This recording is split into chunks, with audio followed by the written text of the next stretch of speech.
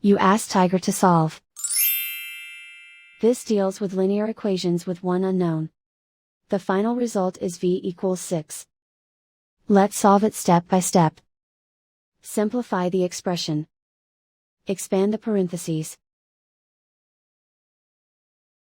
Multiply the coefficients. Simplify the arithmetic. Swap sides.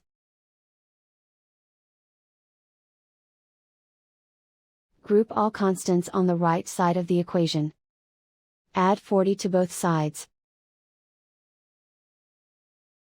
Simplify the arithmetic.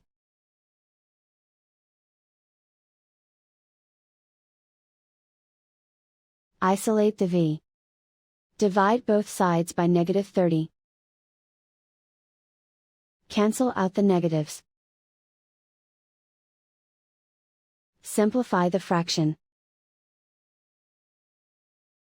Cancel out the negatives. Find the greatest common factor of the numerator and denominator. Factor out and cancel the greatest common factor. And so the final result is v equals 6.